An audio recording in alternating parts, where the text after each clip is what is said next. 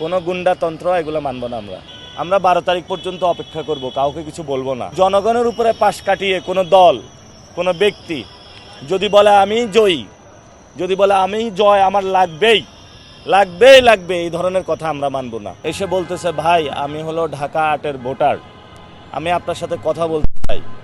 আমিও হাসি মুখে কোলাকুলি করি, যেহেতু উনি ঢাকা 8-এর ভোটার, ওনার সাথে তো একটু কথা বলা প্রয়োজন। একটু পরে হলো তার মুখোশ উন্মোচন হয়, তাকে কেউ পাঠিয়েছে কথা বলার জন্য। তা আজকেও এই ধরনের অনেক বিব্রতকর পরিস্থিতির শিকার হয়েছে। আমরা 12 তারিখ পর্যন্ত অপেক্ষা করব, কাউকে কিছু বলবো না। অনেক ধৈর্য ধারণ করতেছি, যেহেতু ধৈর্য ধারণ করেছি ধৈর্যের পরিচয় দিয়ে যাব ইনশাআল্লাহ।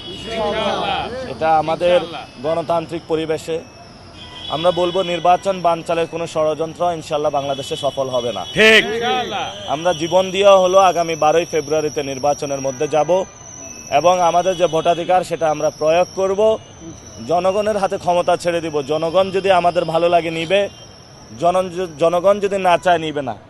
কিন্তু জনগণের উপরে পাশ কাটিয়ে কোনো দল, কোনো ব্যক্তি যদি বলে আমি জয়ী, যদি বলে আমি জয় আমার লাগবেই লাগবে, এই ধরনের কথা আমরা মানব না। জনগণ সিদ্ধান্ত নিবে কে জয়ী হবে, কে পরাজিত হবে, এটা সর্বাংশে জনগণের উপরে ছেড়ে দিতে হবে। কোনো গুন্ডাতন্ত্র এগুলো মানব না আমরা।